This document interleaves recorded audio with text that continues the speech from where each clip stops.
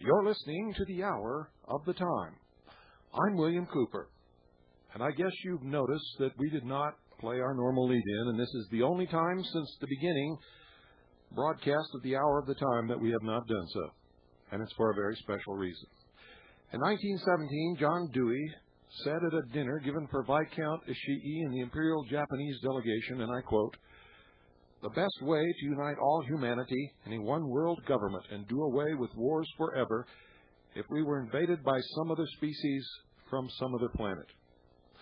This hypothesis was put to the test on October the 30th, 1938, when the Mercury Theater aired War of the Worlds, and it proved that it would work. In 1947, near Roswell, New Mexico, a group of Army and Army Air Corps intelligence officers sprinkled debris over the desert and planted several shaved and surgically altered monkeys. And today, blatant and incredible stories proliferate of alien abductions and outright and total phonies like Don Ecker perpetuate the menace of the alien threat. Pay close attention, ladies and gentlemen. The Columbia Broadcasting System and its affiliated stations present Orson Welles and the Mercury Theater on the Air in The War of the Worlds by H.G. Wells.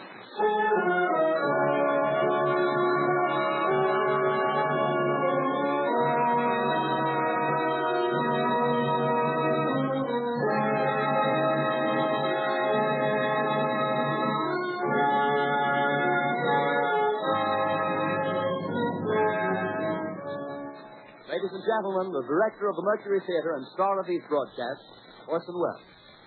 We know now that in the early years of the 20th century, this world was being watched closely by intelligences greater than man's, and yet as mortal as his own. We know now that as human beings busied themselves about their various concerns, they were scrutinized and studied, perhaps almost as narrowly as a man with a microscope might scrutinize the transient creatures that swarm and multiply in a drop of water. With infinite complacence, people went to and fro over the earth about their little affairs, serene in the assurance of their dominion over this small, spinning fragment of solar driftwood, which by chance or design, man has inherited out of the dark mystery of time and space. Yet across an immense ethereal gulf, minds that are to our minds as ours are to the beasts in the jungle, intellects, vast, cool, and unsympathetic, regarded this earth with envious eyes and slowly and surely drew their plans against us. In the 39th year of the 20th century came the Great Disillusionment. Near the end of October, business was better. The war scare was over. More men were back at work. Sales were picking up. On this particular evening, October 30th, the Crosley service estimated that 32 million people were listening in on radios. For the next 24 hours, not much change in temperature. A slight atmospheric disturbance of undetermined origin is reported over Nova Scotia, causing a low-pressure area to move down rather rapidly over the northeastern states, bringing a forecast of rain accompanied by winds of light gale force. Maximum temperature 66, minimum 48. This weather report comes to you from the Government Weather Bureau. We take you now to the Meridian Room in the Hotel Park Plaza in downtown New York, where you will be entertained by the music of Raymond Raquello and his orchestra.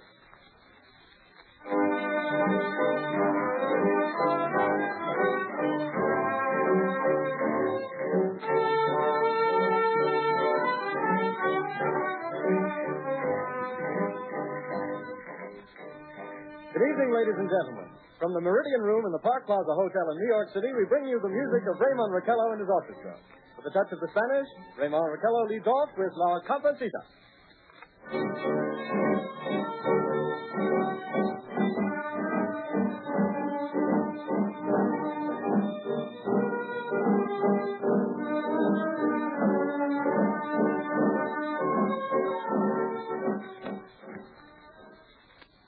and gentlemen, we interrupt our program of dance music to bring you a special bulletin from the Intercontinental Radio News. At 20 minutes before 8 Central Time, Professor Farrell of the Mount Jennings Observatory, Chicago, Illinois, reports observing several explosions of incandescent gas occurring at regular intervals on the planet Mars. The spectroscope indicates the gas to be hydrogen and moving toward the Earth with enormous velocity. Professor Pearson of the observatory at Princeton confirms Farrell's observation and describes the phenomenon as, quote, like a jet of blue flame shot from a gun, unquote. We now return you to the music of Ramon Raquello playing for you in the Meridian Room of the Park Plaza Hotel situated in downtown New York.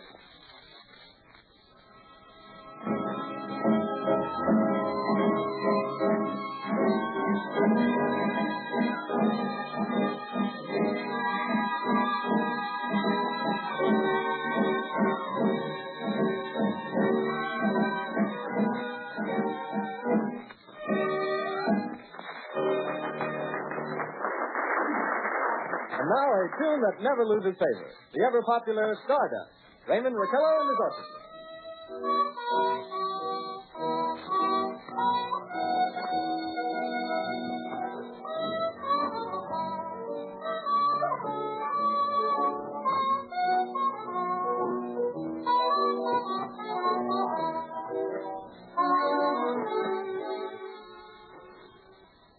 Ladies and gentlemen, following on the news given in our bulletin a moment ago, the Government Meteorological Bureau has requested the large observatories of the country to keep an astronomical watch on any further disturbances occurring on the planet Mars. Due to the unusual nature of this occurrence, we have arranged an interview with a noted astronomer, Professor Pearson, who will give us his views on this event. In a few moments, we will take you to the Princeton Observatory at Princeton, New Jersey. We return you until then to the music of Ramon Raquello and his orchestra.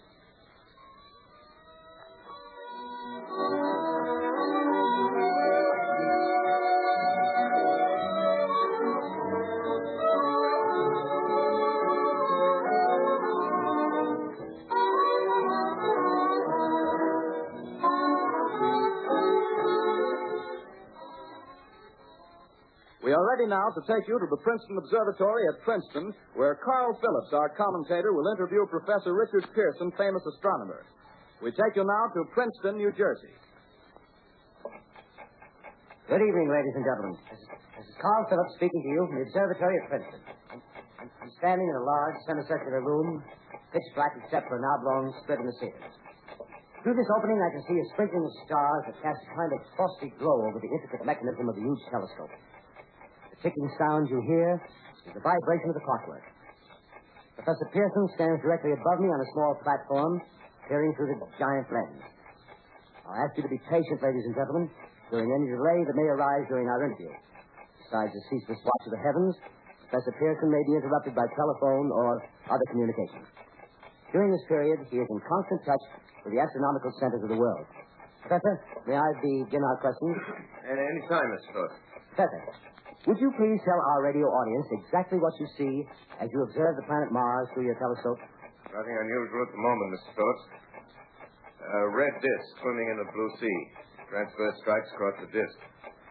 Quite distinct now because Mars happens to be at the point nearest the Earth, in opposition, as we call it. In your opinion, what do these transverse stripes signify, Professor Pearson? Not canals, I can assure you, Mr. Phillips. Say, Although that's the popular conjecture of those who imagine Mars to be inhabited. From a scientific viewpoint, the stripes are merely the result of atmospheric conditions peculiar to the planet. then you're quite convinced, as a scientist, that living intelligence as we know it does not exist on Mars? I'd say the chances against it are 1,000 to 1. And yet, how do you account for these gas eruptions occurring on the surface of the planet at regular intervals? Phillips, I cannot account for it. By the way, Professor, for the benefit of our listeners, how far is Mars from the Earth? Approximately 40 million miles. Well, that seems a safe enough distance. Just a moment, ladies and gentlemen. Someone has just handed Professor Pearson a message. While he reads it, let me remind you that we are speaking to you from the observatory in Princeton, New Jersey, where we are interviewing the world-famous astronomer, Professor Pearson. One moment, please. Professor Pearson has passed me a message which he has just received. Professor, may I read the message to the listening audience? Certainly, Mr. Phillips. Ladies and gentlemen, I shall read you a wire addressed to Professor Pearson from Dr. Gray of the Natural History Museum, New York. Quote, 9:15 p.m. Eastern Standard Time. Seismograph registered shock of almost earthquake intensity occurring within a radius of 20 miles of Princeton. Please investigate. Signed Lloyd Gray, Chief of Astronomical Division. Unquote.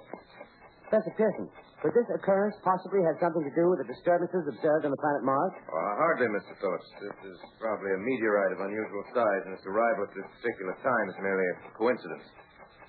However, we shall conduct a search as soon as daylight permits. Thank you, Professor. Ladies and gentlemen, for the past 10 minutes, we've been speaking to you from the observatory at Princeton, bringing you a special interview with Professor Pearson, noted astronomer. This is Carl Phillips speaking. We are returning you now to our New York studio.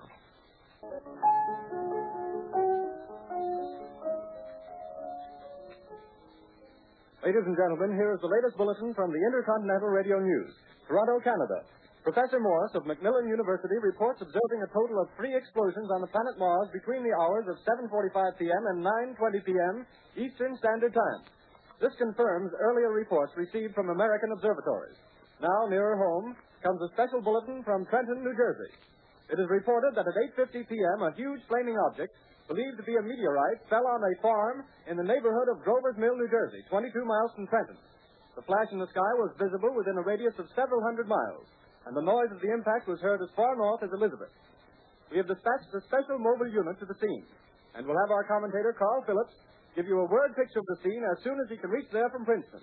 In the meantime, we take you to the Hotel Martinet in Brooklyn, where Bobby Millett and his orchestra are offering a program of dance music.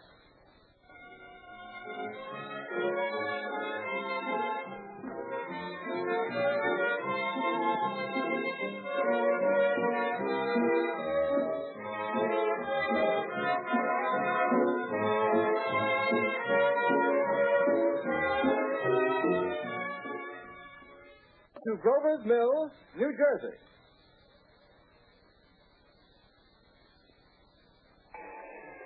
Ladies and gentlemen, this is Carl Phillips again, out at the Wilmot Farm, Grover's Mill, New Jersey. Professor Pearson and myself made the 11 miles from Princeton in 10 minutes. Well, I hardly know where to begin. To paint for you a word picture of a strange scene before my eyes, like something out of a modern Arabian night. Well, I just got here. I haven't had a chance to look around yet.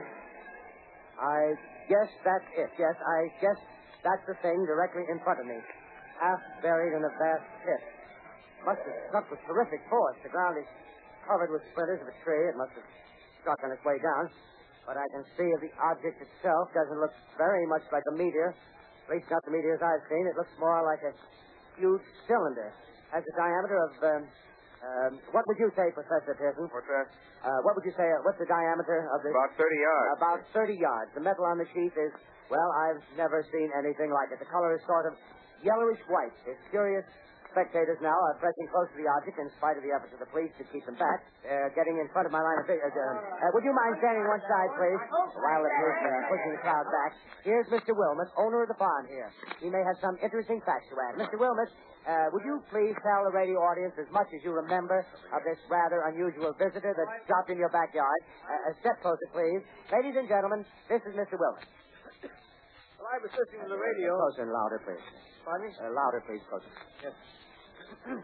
I was listening to the radio and kind of drowsy.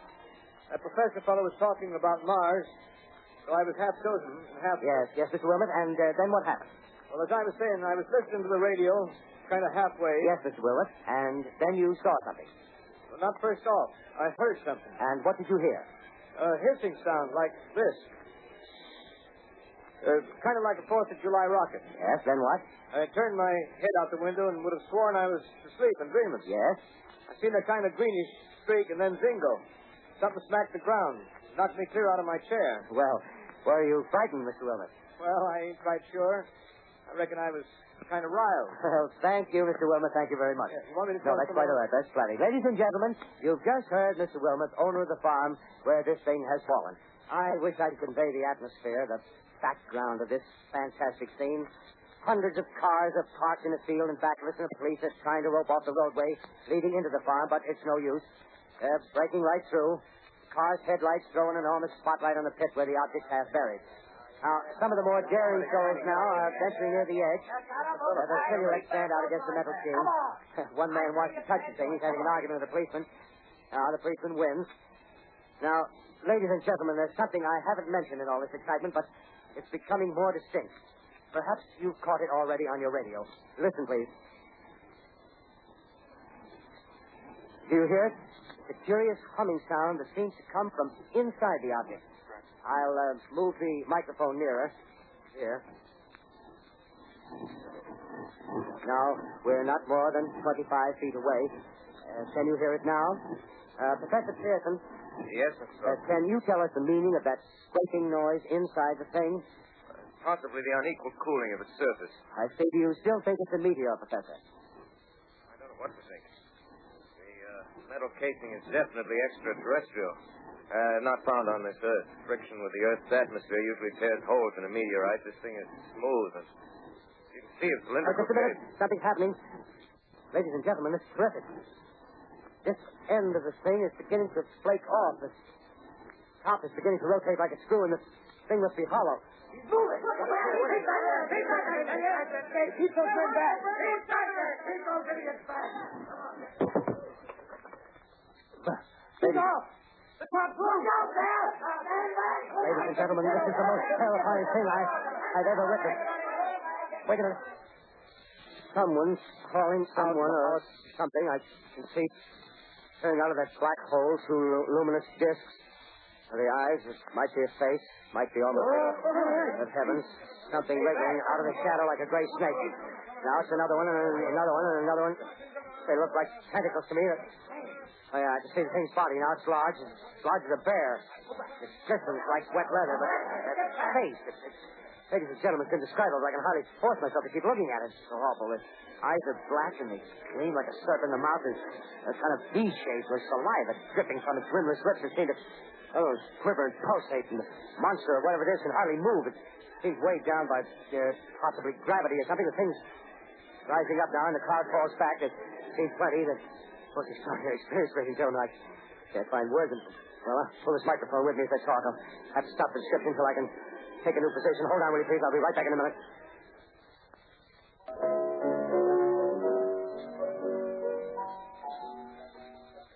We are bringing you an eyewitness account of what's happening on the Wilmuth Farm, Grover's Mill, New Jersey.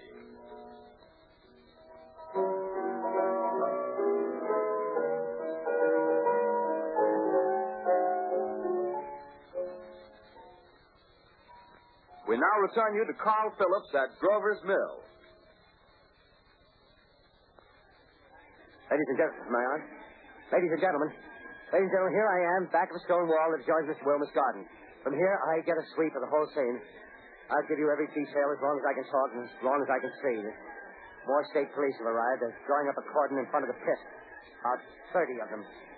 No need to push the crowd back now. They're willing to keep their distance. The captain is conferring with someone. Can't quite see who. Oh, yes, I believe it's Professor Pearson. Yes, it is. Now they've parted, and the professor moves around one side, studying the object while the captain and two policemen advance with something in their hands. I can see it now. It's a white handkerchief tied to a pole. Flag of truce. If those creatures know what that means, what anything means.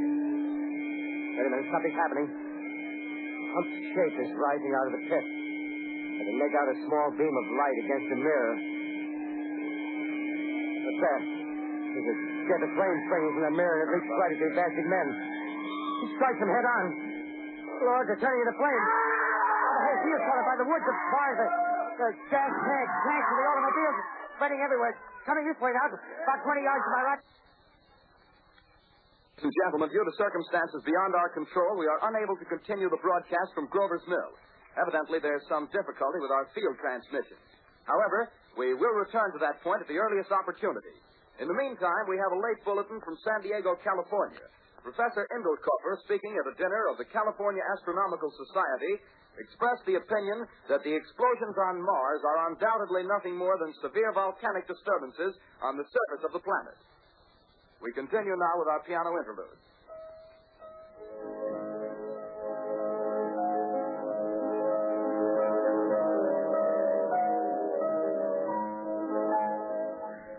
Ladies and gentlemen, I've just been handed a message that came in from Grover's Mill by telephone.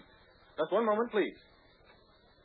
At least 40 people, including 6 state troopers, lie dead in a field east of the village of Grover's Mill.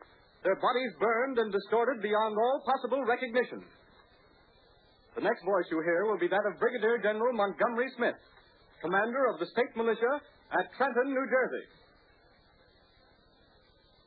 I have been requested by the governor of New Jersey to place the counties of Mercer and Middlesex as far west as Princeton and east to Jamesburg under martial law. No one will be permitted to enter this area except by special pass issued by state or military authorities. 4 companies of state militia are proceeding from Trenton to Grover's Mill and will aid in the evacuation of homes within the range of military operations. Thank you.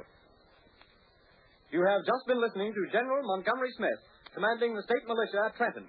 In the meantime, further details of the catastrophe at Grover's Mill are coming in. The strange creatures, after unleashing their deadly assault, crawled back in their pit and made no attempt to prevent the efforts of the firemen to recover the bodies and extinguish the fire. The combined fire departments of Mercer County are fighting the flames which menace the entire countryside. We have been unable to establish any contact with our mobile unit at Grover's Mill, but we hope to be able to return you there at the earliest possible moment. In the meantime, we take you to... Just one moment, please. Ladies and gentlemen, I have just been informed that we have finally established communication with an eyewitness of the tragedy. Professor Pearson has been located at a farmhouse near Grover's Mill, where he has established an emergency observation post. As a scientist, he will give you his explanation of the calamity. The next voice you hear will be that of Professor Pearson, brought to you by direct wire. Professor Pearson. Of the creatures in the rocket cylinder at Grover's Mill, I can give you no authoritative information either as to their nature, their origin, or their purposes here on Earth. Of their destructive instrument, I might venture some conjectural explanation. For want of a better term, I shall refer to the mysterious weapon as a heat ray. It's all too evident that these creatures have scientific knowledge far in advance of our own. It's my guess that in some way they are able to generate an intense heat in a chamber of practically absolute non-conductivity. This intense heat they project in a parallel beam against any object they choose by means of a polished parabolic mirror of unknown composition, much as the mirror of a lighthouse projects a beam of light. That is my conjecture of the origin of the heat ray. Thank you, Professor Pearson. Ladies and gentlemen, here is a bulletin from Trenton. It is a brief statement informing us that the charred body of Carl Phillips has been identified in a Trenton hospital. Now, here's another bulletin from Washington, D.C. The Office of the Director of the National Red Cross reports 10 units of Red Cross emergency workers have been assigned to the headquarters of the state militia, stationed outside of Grover's Mill, New Jersey. Here's a bulletin from State Police, Princeton Junction. The fires at Grover's Mill and vicinity are now under control. Scouts report all quiet in the pit, and there is no sign of life appearing from the mouth of the cylinder. And now, ladies and gentlemen, we have a special statement from Mr. Harry McDonald, Vice President in charge of operations. We have received a request from the state militia of Trenton to place at their disposal our entire broadcasting facilities. In view of the gravity of the situation, and believing that radio has a responsibility to serve in the public interest at all times, we are turning over our facilities to the state militia at Trenton. We take you now to the field headquarters of the state militia near Grover's Mill, New Jersey. Attached to the state militia, now engaged in military operations in the vicinity of Grover's Mill. Situation arising from the reported presence of certain individuals of unidentified nature is now under complete control. The cylindrical object, which lies in a pit directly below our position, surrounded on all sides by 8 battalions of infantry, without heavy field pieces, but adequately armed with rifles and machine guns. All cause for alarm, if such cause ever existed, is now entirely unjustified. Things, whatever they are, do not even venture to poke their heads above the pit. I can see their hiding place plainly in the glare of the searchlights here. With all their reported resources, these creatures can scarcely stand up against heavy machine gun fire. Anyway, it's an interesting outing for the troops. I can make out their khaki uniforms crossing back and forth in front of the lights. Looks almost like a real war. There appears to be some slight smoke in the woods bordering the Millstone River. Probably fire started by campers. Well, we ought to see some action soon. One of the companies is deploying on the left flank. A quick thrust and it'll all be over. Now, wait a minute. I see something on top of the cylinder. No, it's nothing but a shadow. Now the troops are on the edge of the Wilmot Farm. 7,000 armed men closing in on an old metal tube. A tub, rather. Well, wait, that wasn't a shadow. It's something moving. Solid metal, kind of a shield-like affair rising up out of the cylinder. It's going higher and higher. What? It's standing on legs, actually rearing up on a sort of metal framework. Now it's reaching above the trees and the searchlights are on it. Hold on.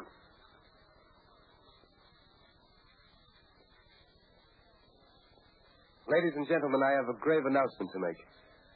Incredible as it may seem, both the observations of science and the evidence of our eyes lead to the inescapable assumption that those strange beings who landed in the Jersey farmlands tonight are the vanguard of an invading army from the planet Mars. The battle which took place tonight at Grover Mills has ended in one of the most startling defeats ever suffered by an army in modern times. 7,000 men armed with rifles and machine guns pitted against a single fighting machine of the invaders from Mars. 120 known survivors. The rest strewn over the battle area from Grover's Mill to Plainsboro, crushed and trampled to death under the metal feet of the monster, or burned to cinders by its heat ray. The monster is now in control of the middle section of New Jersey and has effectively cut the state through its center. Communication lines are down from Pennsylvania to the Atlantic Ocean.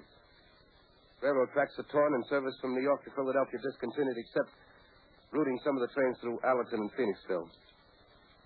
Highways to the north, south, and west are clogged with frantic human traffic.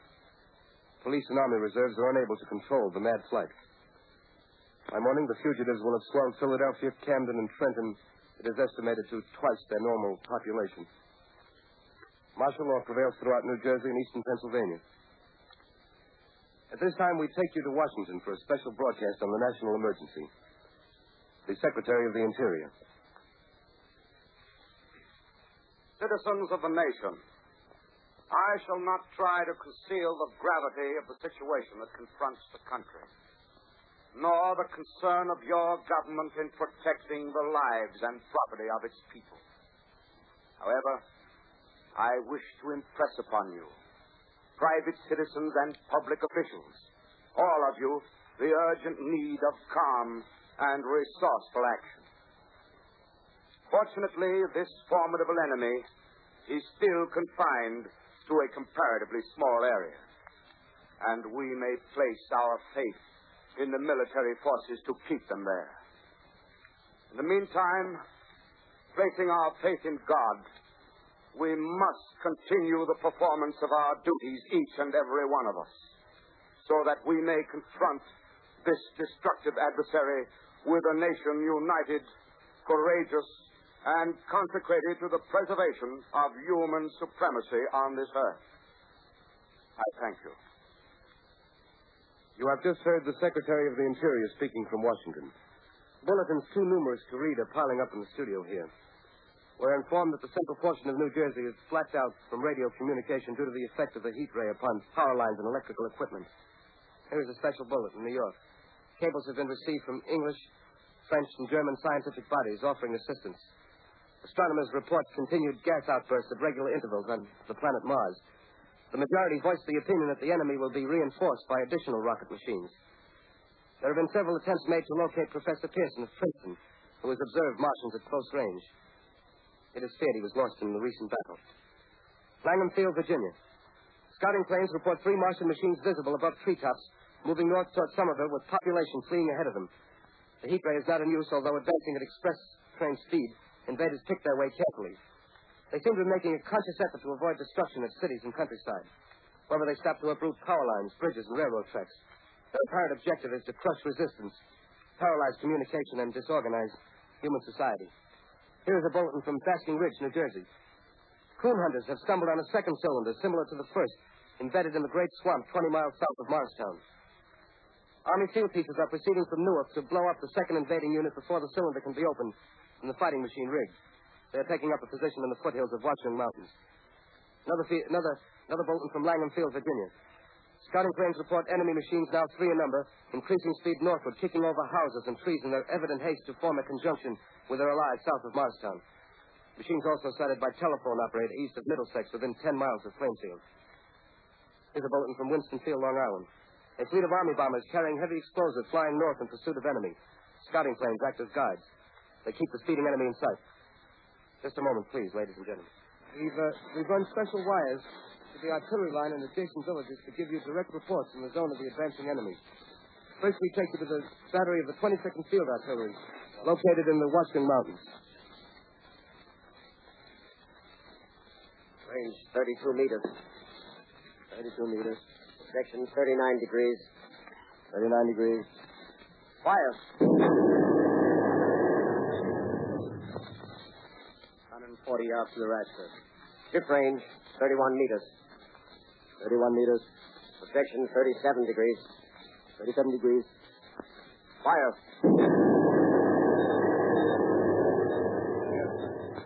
Yes, sir.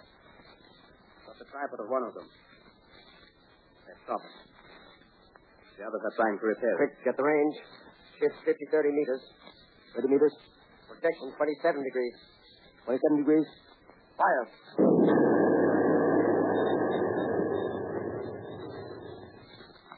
Can't see the cell lamp, sir. Letting off a smoke. What is it? Black smoke, sir. Moving this way. Lying close to the ground. Moving fast. Put on gas masks.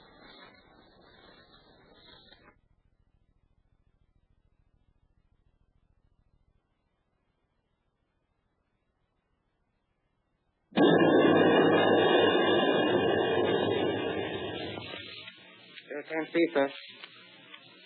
Smoke's coming nearer. Get the range.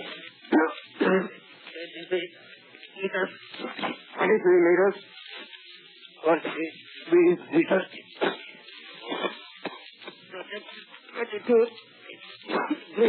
22.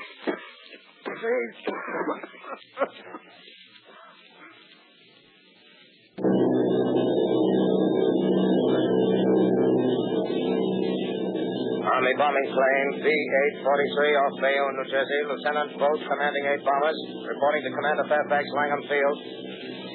This is Boat reporting to Commander Fairfax, Langham Field. Enemy tripod machines now in sight.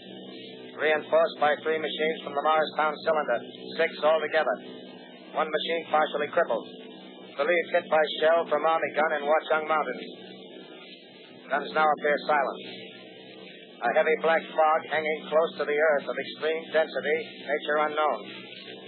No sign of heat ray. Enemy now turns east, crossing Passaic River into the Jersey marshes. Another straddles the Pulaski Skyway. Evident objective is New York City. They're pushing down a high-tension power station. The machines are close together now, and we're ready to attack. Planes circling, ready to strike. 1,000 yards, and we'll be over the first.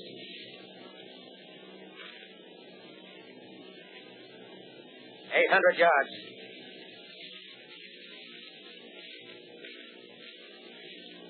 600.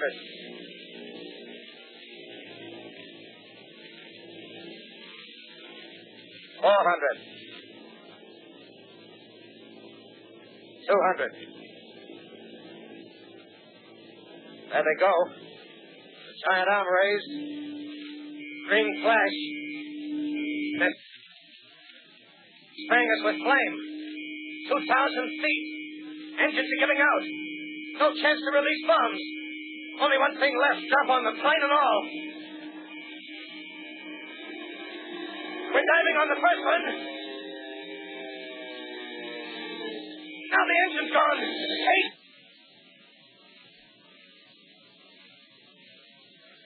This is Bayonne, New Jersey, calling Langham Field.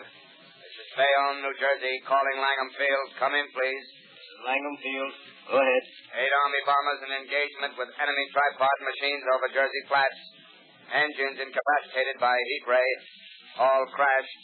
1 enemy machine destroyed. Enemy now discharging heavy black smoke in direction of... Newark, New Jersey. This is Newark, New Jersey. Warning. Poisonous black smoke pouring in from Jersey marshes. Reaches South Street. Gas masks useless. Urge population to move into open spaces. Automobiles use routes 7, 23, 24. Avoid congested areas. Smoke now spreading over Raymond Boulevard.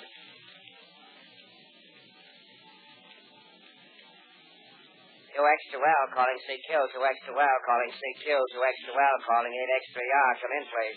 This is 8X3R coming back at 2X2L. How's reception? How's reception? Okay, please. Where are you, 8X3R? What's the matter? Where are you?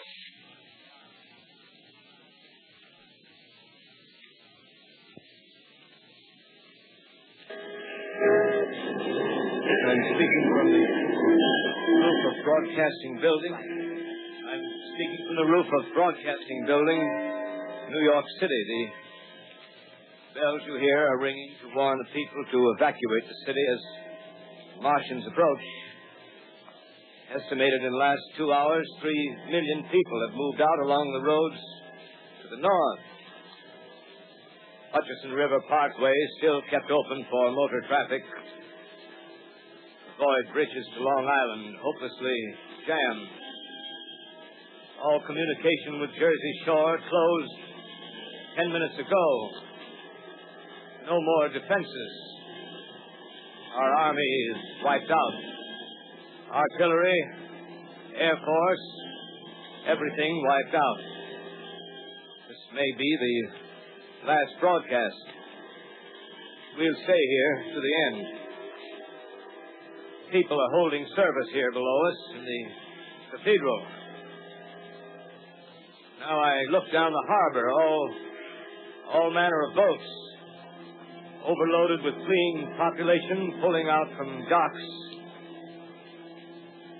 Streets are all jammed, noise and crowds like New Year's Eve in city. Wait a minute, the enemy is now in sight above the Palisades. Five great machines. First one is crossing the river. I can see it from here, wading the Hudson like a man wading through a brook. A bulletin is handed me. Martian cylinders are falling all over the country. One outside of Buffalo, one in Chicago, St. Louis. Seem to be timed and spaced. Now the first machine reaches the shore. He stands watching, looking over the city. His steel cowlish head is even with the skyscrapers. He waits for the others. They rise like a line of new towers on the city's west side. Now they're lifting their metal hands. This is the end now. Smoke comes out, black smoke drifting over the city. People in the streets see it now. They're running toward the East River, thousands of them, dropping in like rats. Now the smoke's spreading faster. It's reached Times Square. People are trying to run away from it, but it's no use. They're falling like flies. Now the smoke crossing 6th Avenue. 5th Avenue, 100 yards away. It's 50 feet.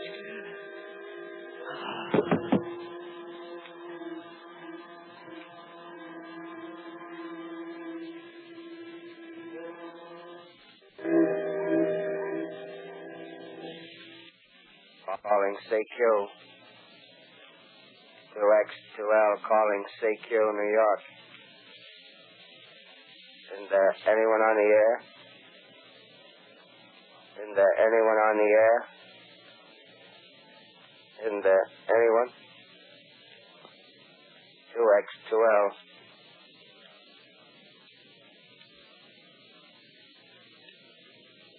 You are listening to a CBS presentation of Orson Welles and the Mercury Theater on the Air in an original dramatization of The War of the Worlds by H.G. Wells. The performance will continue after a brief intermission. This is the Columbia Broadcasting System. The War of the Worlds by H.G. Wells, starring Orson Welles and the Mercury Theater on the Air.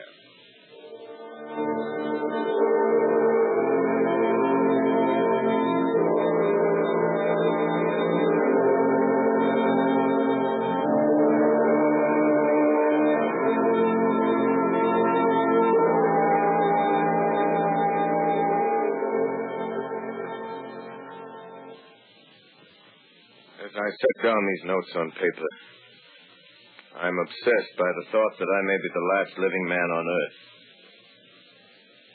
I've been hiding in this empty house near Grover's Mill, a small island of daylight cut off by the black smoke from the rest of the world. All that happened before the arrival of these monstrous creatures in the world now seems part of another life. A life that has no continuity with the present. Furtive existence of the lonely derelict who pencils these words on the back of some astronomical notes bearing the signature of Richard Pearson. I look down at my blackened hands, and I try to connect them with a professor who lives at Princeton and who, on the night of October 20th, glimpsed through his telescope an orange splash of light on a distant planet. My wife, my colleagues, my students, my books, my observatory, my world. Where are they? Did they ever exist? Am I Richard Pearson? What day is it? Do days exist without calendars? Does time pass when there are no human hands left to wind the clocks? In writing down my daily life, I tell myself I shall preserve human history between the dark covers of this little book that was meant to record the movements of the stars. But to write, I must live, and to live, I must eat. Find molded bread in the kitchen and an orange not too spoiled to swallow. Keep watch at the window. Time to time, I catch sight of a Martian above the black smoke. The smoke still holds the house in its black coil, but at length there's a hissing sound, and suddenly I see a Martian mounted on his machine, spraying the air with a jet of steam as if to dissipate the smoke. I watch in a corner as his huge metal legs nearly brush against the house. Exhausted by terror, I fall asleep. Morning. Sun streams in the window. The black cloud of gas is lifted, and the scorched meadows to the north look as though a black snowstorm had passed over them. I venture from the house. I make my way to a road, no traffic. Here and there, a wrecked car, baggage overturned, a blackened skeleton. Push on north. For some reason I feel safer trailing these monsters than running away from them. And I keep a careful watch. I've seen the Martians feed. Should one of their machines appear over the top of trees, I'm ready to fling myself flat on the earth. I come to a chestnut tree. October. Chestnuts are ripe. Fill my pockets. Just keep alive. 2 days I wander in a vague northerly direction through a desolate world. Finally, I notice a living creature. A small red squirrel in a beech tree. I stare at him and wonder. He stares back at me. I believe at that moment the animal and I shared the same emotion. The joy of finding another living being. Push on north. I find dead cows in a brackish field, and beyond the charred ruins of a dairy, the silo made standing guard over the wasteland like a lighthouse, deserted by the sea. Astride the silo perches a weathercock, the arrow points north. North. Next day I come to a city. A city vaguely familiar in its contours, yet its buildings strangely dwarfed and leveled off as if a giant had sliced off its highest towers with a capricious sweep of his hand. Reached the outskirts, I found Newark. Newark, undemolished but humbled by some whim of the advancing Martians. Presently, with an odd feeling of being watched, I caught sight of something crouching in a doorway. I made a step towards it. It rose up and became a man. A man armed with a large knife. Stop! Where do you come from? I come from many places. A long time ago, from Princeton. Princeton, huh? That's near Grover's Mill. Yes. Grover's Mill. There's no food here. This is my country. All this end of town down the river. There's only food for one. Which way are you going? I don't know. I guess I'm looking for people. Hey, what was that? Did you hear something just then? No. Only a bird. A live bird. Yeah. You get to know that birds have shadows these days. Hey, we're in the open here. Let's crawl in this doorway here and talk. Have you seen any Martians? No. They're going over to New York. Night, the sky's alive with their lights, just as if people were still living in it. By daylight, you can't see them. 5 days ago, a couple of them carried something big across the flats from the airport. I think they're learning how to fly. Fly? Yeah, fly. Well, it's all over with humanity. Stranger, there's still you and I. 2 of us left. Yeah. They got themselves in solid. They wrecked the greatest country in the world. Those green stars, they're probably falling somewhere every night. They've only lost one machine. There isn't anything to do. We're done. We're licked. Where were you? You're in a uniform. Yeah, what's left of it. I was in the militia. National Guard. That's good. There wasn't any war. Any more than there's war between men and ants. Yes, but we're eatable ants. I found that out. What'll they do to us? I thought it all out. Right now, we're caught as we're wanted. A Martian only has to go a few miles to get a crowd on the run. But they won't keep on doing that. They'll begin catching us systematic, like keeping the best and storing us in cages and things. They haven't begun on us yet. Not begun? Not begun. All that's happened so far is because we don't have sense enough to keep quiet. Bothering them with guns and such stuff and losing our heads and rushing off in crowds. Now, instead of our rushing around blind, we got to fix ourselves up according to the way things are now. Cities, nations, civilization, progress. Yes, but if that's so, what is there to live for? Well, there won't be any more concerts for 1,000,000 years or so and no nice little dinners at restaurants. If it's amusement you're after, I guess the game's up. What is there left? Life, that's what. I want to live. Yeah, and so do you. We're not going to be exterminated. I don't mean to be caught either. Tamed and fattened and bred like an ox. What are you going to do? I'm going on. Right under their feet. I got a plan. We men as men, we're finished. We don't know enough. We got to learn plenty before we got a chance. We've got to live and keep free while we learn, see? I've thought it all out, see? Well, tell me the rest. Well, it isn't all of us that are made for wild beasts. That's what it got to be. That's why I watched you. All those little office workers that used to live in these houses. They be no good. They haven't any stuff in them. They used to run off to work. I've seen hundreds of them running to catch their commuter's train in the morning, afraid they'd get canned if they didn't. Running back at night, afraid they wouldn't be in time for dinner. Lives insured and a little invested in case of accidents. Yeah, and on Sundays, worried about the hereafter. Well, the Martians, they'll be a godsend to those guys. Nice roomy cages, good food, careful breeding, no worries. Yeah, after a week or so of chasing around the fields on empty stomachs, they'll come and be glad to be caught. You've thought it all out, haven't you? Sure, you bet I have. That isn't all. These Martians are going to make pets of some of them. Train them to do tricks. Who knows? Get sentimental over the pet boy who grew up and had to be killed. Yeah. And some, maybe, they'll train to hunt us. Oh, no, it's impossible. Yes, they will. There's men who do it gladly. If one of them ever comes after me, by... In the meantime, you and I and others like us, where are we to live when the Martians own the Earth? I got it all figured out. We'll live underground. I've been thinking about the sewers.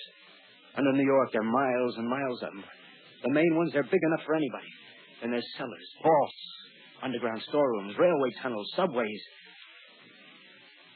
Begin to see, huh? We'll get a bunch of strong men together. No weaklings. That rubbish, out. As you meant me to go. All right. Give you a chance, didn't I? Won't quarrel about that. Go on. Well, we got to make safe places for us to stay in, see? Get all the books we can. Science books. That's where men like you come in, see? We raid the museums. We'll even spy on the Martians. May not be so much we have to learn before... Just imagine this. 4 or 5 of their own fighting machines suddenly start off. Heat rays right and left. Not a Martian in them. Not a Martian in them, see? But men. Men who've learned the way how. Maybe in our time. Gee. Imagine having one of them lovely things with a heat ray wide and free. We'd turn it on Martians. We'd turn it on men. We'd bring everybody down on their knees. That's your plan. Yeah. You, me, a few more of us. We'd own the world. I see. Hey. Hey, what's the matter? Where are you going? Not to your world. Bye, stranger. Well, after parting with the artilleryman, I came at last to the Holland Tunnel, entered that silent tube. Anxious to know the fate of the great city on the other side of the Hudson. Cautiously, I came out of the tunnel and made my way up Canal Street. Reached 14th Street, and there again were black powder and several bodies and an evil, ominous smell from the gratings of the cellars of some of the houses. I wandered up through the 30s and 40s, stood alone on Times Square. Caught sight of a lean dog running down 7th Avenue with a piece of dark brown meat in his jaws and a pack of starving mongrels at his heels. Made a wide circle around me as though he feared I might prove a fresh competitor. Walked up Broadway in the direction of that strange powder, past silent shop windows, displaying their mute wares to empty sidewalks. Past the Capitol Theater, silent, dark. Past a shooting gallery where a row of empty guns faced an arrested line of wooden ducks. Near Columbus Circle, I noticed models of 1939 motor cars in the showrooms facing empty streets. Over the top of the General Motors building, I watched a flock of black birds circling in the sky. Hurried on. Suddenly, I caught sight of the hood of a Martian machine, standing somewhere in Central Park, gleaming in the late afternoon sun. An insane idea. I rushed recklessly across Columbus Circle and into the park. I climbed a small hill above the pond at 60th Street, and from there I could see standing in a silent row along the mall 19 of those great metal titans, their cowls empty, their steel arms hanging listlessly by their sides. I looked in vain for the monsters that inhabit those machines. Suddenly my eyes were attracted to the immense flock of black birds that hovered directly below me. They circled to the ground. And there before my eyes, stark and silent, lay the Martians with the hungry birds pecking and tearing brown shreds of flesh from their dead bodies. Later, when their bodies were examined in laboratories, it was found that they were killed by the putrefactive and diseased bacteria against which their systems were unprepared. Slain, after all, man's defenses had failed by the humblest thing that God, as wisdom, has put upon this earth. Before the cylinder fell, there was a general persuasion that through all the deep of space, no life existed beyond the petty surface of our minute sphere. Now we see further. Dim and wonderful is the vision I've conjured up in my mind of life spreading slowly from this little seedbed of the solar system throughout the inanimate vastnesses of sidereal space. But a remote dream, maybe that the destruction of the Martians is only a reprieve to them and not to us. Is the future ordained, perhaps? Strange it now seems to sit in my peaceful study, Princeton, writing down this last chapter of the record, begun at a deserted farm in Grover's Mill. Strange to watch children playing in the streets. Strange to see young people strolling on the green where the new spring grass heals the last black scars of a bruised earth.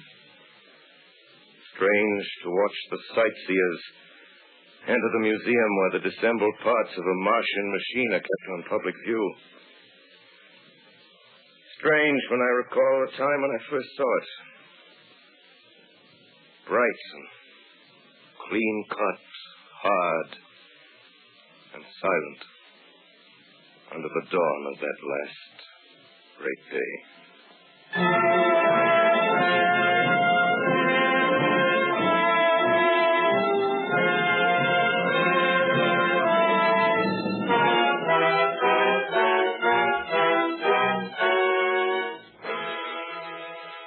Ladies and gentlemen, when the War of the World aired in 1938, people jumped out of windows. The stock market took a precipitous fall the following day. And that night, in Grover's Mill, New Jersey, farmers and townsfolk picked up their shotguns and their hunting rifles, walked out, and shot their own water tank full of holes, thinking that it was one of the alien tripod machines. Today, these same globalists attempt to bring about world government by creating an artificial threat from space.